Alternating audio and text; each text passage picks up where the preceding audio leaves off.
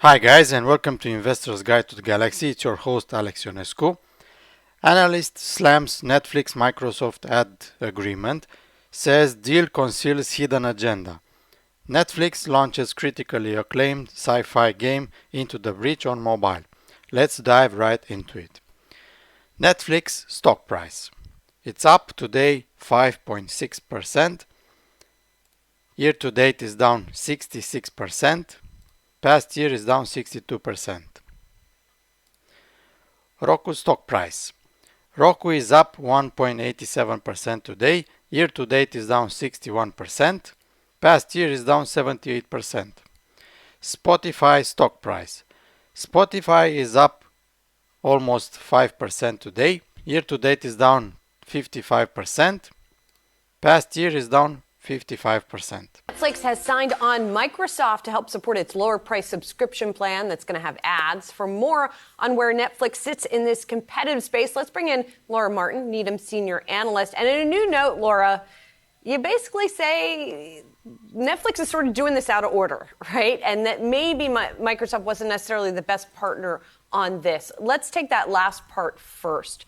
Why do you think they picked Microsoft, and what are the sort of advantages and disadvantages?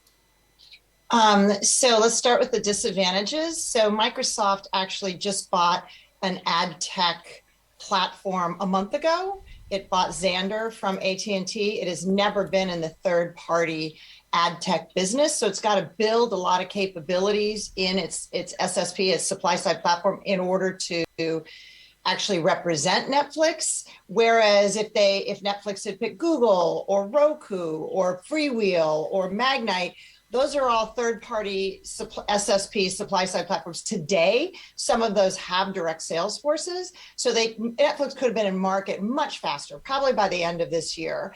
But there's going to be a lot of tech build required over at Microsoft, which just adds time.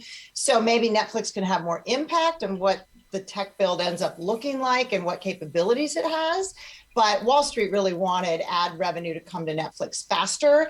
And it looks like Netflix doesn't have time to market as a core priority with this choice. Laura, you certainly caught my attention by what you wrote in your note down here.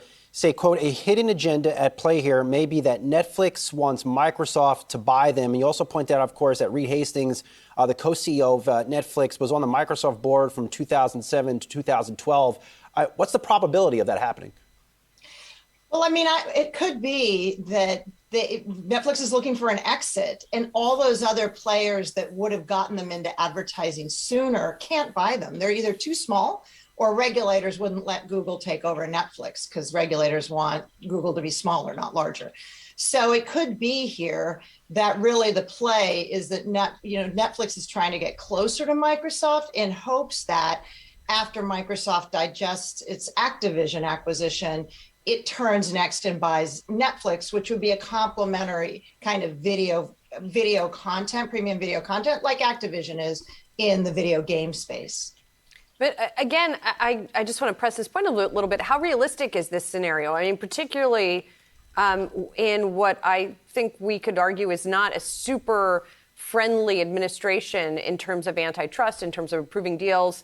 You know, the Activision deal isn't even approved yet, right? So do you think that this would be something that would be realistic? So, I mean, I think time passes. I think that they won't even have a tech stack built out till the end of next year. So this would be more of like a 5-year play of Reed Hastings. And it's just, this is $100 billion company, Netflix. So you're sort of who can buy you is really limited. So it may not play out. According to TCIentertainment.com, Microsoft has, as of the end of March, a reported $105 billion in cash that is losing value daily due to inflation. This $105 billion could be more than enough to cover a $100 billion buyout of Netflix with a 13.6% premium to its current market value. But he couldn't have sold himself to other players that would have been actually better for him to select for ad tech. And I'm just trying to scratch my head. And to your point, so one of the points I want to make about earnings, because Netflix is doing earnings this Tuesday, is that Netflix announced 3 months ago on their earnings call that they were getting an ad business. They still haven't hired a head of ad sales. So the notion that you have no one in the empire that's an expert in advertising yet, and yet they've picked an ad partner for the technology stack is backwards. Like, you should hire your advertising expert first who knows everything about the business, and then she should have input into what ad tech stack you're going to go to market with. So that makes me feel like they were in a rush to announce this before earnings, which makes me cautious on their earnings because they felt like they had to do something before Tuesday, and they just haven't. So I think all that suggests that Tuesday's earnings are going to be light, and I do feel that they will continue to have weak subscriber ads until they have an ad-driven tier that is lower cost. Laura, just staying on that potentially weak earnings report from Netflix, that would be another one. And Netflix shares are down about 70% year to date. I mean, is another bad quarter from this company fully priced in? No, it is not fully priced in part because I believe that Wall Street thinks they're going to have ad revenue by Q4. And this announcement to me says speed isn't a priority for this company, that they're looking at fourth quarter of next year. Wall Street does not have that priced in yet. They will not like that, especially if the sub numbers are bad and they don't have a second revenue stream called advertising. If I would have been the founder and owner of Netflix, I would not sell this company. Why sell Netflix to Microsoft if you have great cash flow and profits? I would have looked at buying other entertainment platforms out there or related businesses that can give Netflix a more competitive advantage.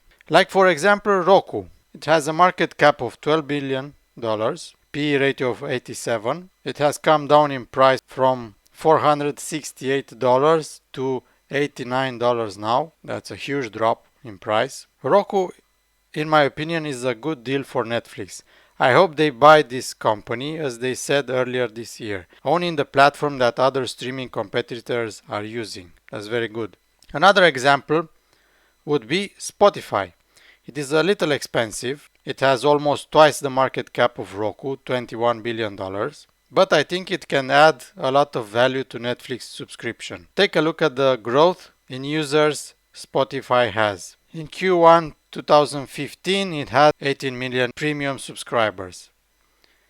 In Q1 2022, has 182 million premium subscribers. I believe Netflix and Spotify is a match made in heaven. Combining Netflix users and Spotify users on the same platform will strengthen their position in the entertainment business and give users a little headroom to quit the service.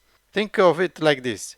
You go for a walk, run, you listen to Spotify. You come home in the evening, you watch your favorite TV show or movie on Netflix.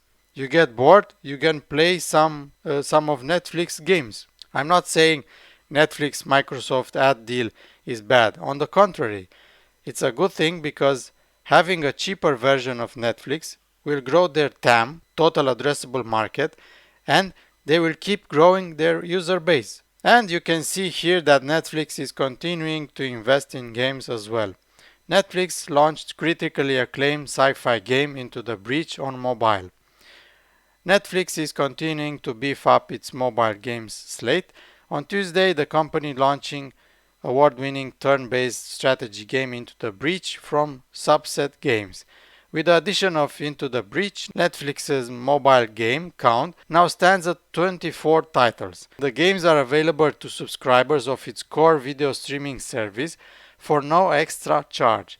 The theory being that the games will boost customer satisfaction and hence reduce the likelihood they'll cancel. According to Netflix, fans of Into the Breach will also enjoy playing 3 other mobile games already available on the platform. First-person shooter Into the Dead 2 Unleashed, single-player open-world game Arcanium, Rise of Akan, and action-adventure RPG title Moonlighter. Other Netflix games include racing title Asphalt Extreme, the digital version of card game Exploding Kittens, and match 3 puzzle game Knittens, in which you have to create clothing for your fabulous feline. Netflix subscribers can download games via the streamer's mobile app for both Android and iOS from the dedicated games row. To date, Netflix has acquired 3 games studios, Night School Studio, known for supernatural mystery adventure title Oxenfree.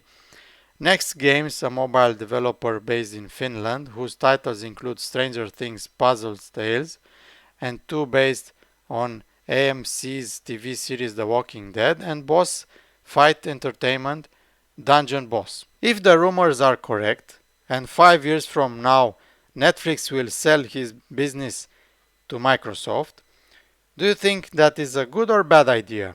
I'd like to know your opinion on all of this. Please leave a comment below. If you like this video, please smash that like button for the YouTube algorithm so that other people like you see this video, and don't forget to subscribe to my channel. Thank you very much. I appreciate all of you that watch my videos. See you next time.